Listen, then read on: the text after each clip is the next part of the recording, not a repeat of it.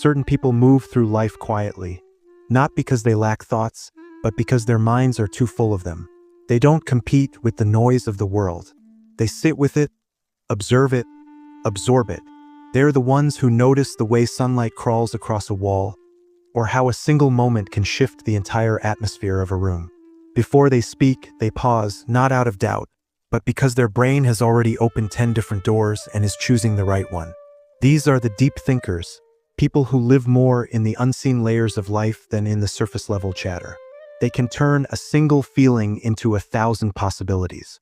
They can transform a passing moment into a universe of meaning. But if you are one of them, you know it's not always easy. Deep thinking isn't just intelligence. It's sensitivity. It's perceiving what others miss. It's both a superpower and a weight. To understand someone like this, you have to understand the endless tension between their inner world and the world everyone else sees. Where others think too much, deep thinkers breathe through thought. Most people believe that overthinking clouds the mind. For a deep thinker, thinking clears it. They don't just see a tree. They see the patience in its roots, the devotion in its reach towards sunlight, the way its growth mirrors the seasons of their own life. Everything becomes a metaphor. A conversation becomes an emotional map. Silence becomes a doorway. A look becomes a story. Psychology calls this high trait introspection, the tendency to examine not only the world outside, but the world within. Their default mode network, the part of the brain active during imagination, memory, and creativity, works overtime. Their minds are woven from endless connections, ideas sparking against memories, emotions looping into possibilities. But this ability also creates distance. While the world reacts, deep thinkers observe. While everyone rushes to speak, deep thinkers wait for the truth beneath the words. And by the time they're ready, the moment has usually passed. So they stay quiet, and people confuse that silence with disinterest. But silence, for them, isn't emptiness. They don't want more conversation. They want real conversation. Deep thinkers crave the kind of dialogue that cracks open the human heart. Talks about fears, dreams, purpose, meaning. Small talk feels like walking in circles. While others float across the surface of daily life, deep thinkers swim to the ocean floor. But that depth has a shadow side. They replay moments over and over, searching for meaning in places most people never look. Not because they're insecure, but because they can't turn off their ability to read nuance. Every word has weight. Every silence has shape. This is metacognition, the ability to think about your own thinking. Most people dip into it. Deep thinkers live inside it.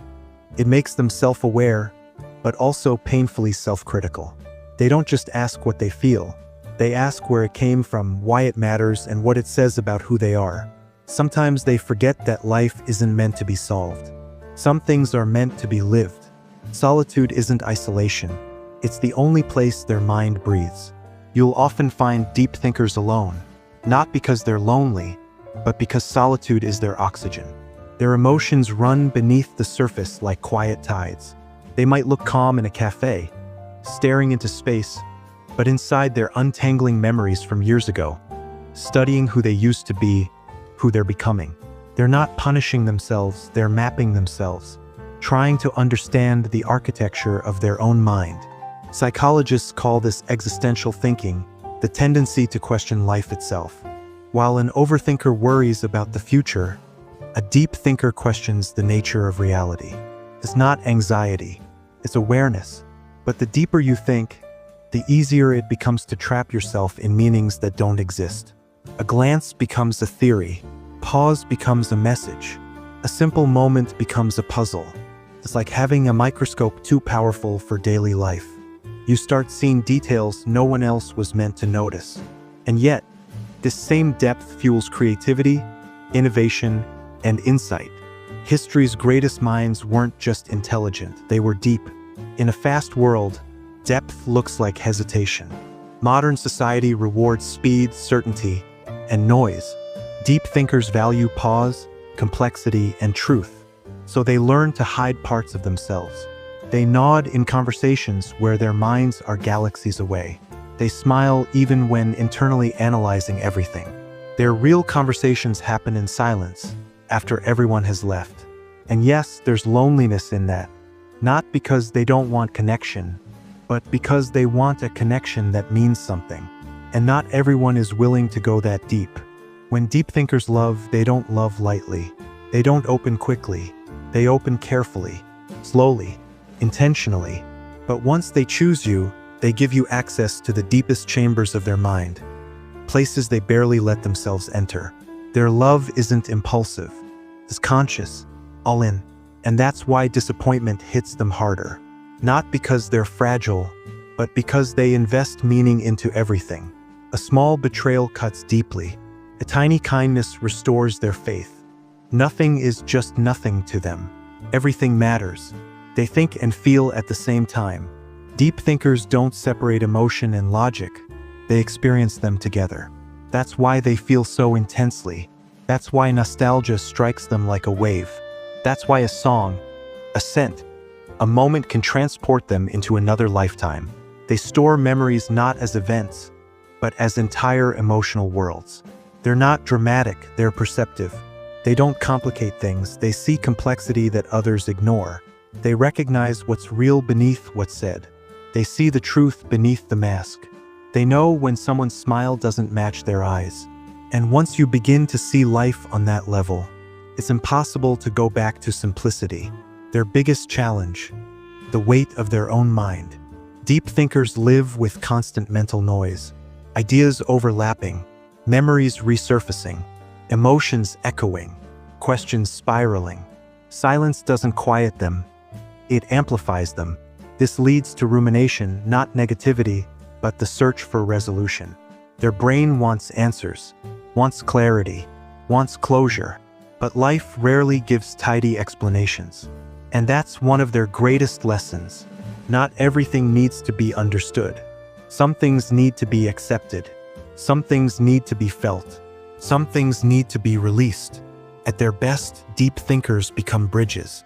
They merge intuition with intellect, logic with empathy, awareness with compassion. They can understand pain without turning cold. They can see flaws without losing hope. They can recognize complexity without giving up on truth. They don't see people as good or bad. They see them as stories. They forgive easily, forget slowly, and carry their lessons quietly. They're often mistaken for sadness, when really it's awareness. The understanding that beauty and loss always live side by side. This is emotional complexity, the ability to feel multiple emotions at once. Not because they're confused, but because they have the capacity. Deep thinkers aren't always serious, they just understand absurdity. Many are hilarious, because once you see how strange life is, humor becomes wisdom. They laugh not because life is easy, but because it's honest. Still, they're often misunderstood. People mistake thoughtfulness for distance, but they're not withdrawing. They're processing everything. Their goal in conversation is not victory, it's a connection. And when the connection fails, they retreat to protect themselves. They feel everything, even what isn't theirs.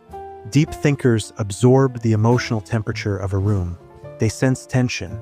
They read energy. They notice mismatched smiles. It overwhelms them. So they turn to solitude, not to escape life, but to detox from it. In quiet, they find clarity. In stillness, they find themselves again. The healthiest deep thinkers learn one thing: grounding. Without grounding, thought becomes heaviness. But with grounding, thought becomes art. They learn to anchor their mind through creativity, reflection, movement, expression. Anything that connects the internal world to the external one. Because thinking isn't meant to replace living. It's meant to enhance it, the gift they bring to the world. Deep thinkers rarely accept things just because. They question systems, traditions, and beliefs. Their curiosity is a form of courage. They see from multiple angles. They understand everyone. They empathize with everything. And that makes simple answers impossible. But the truth is unavoidable.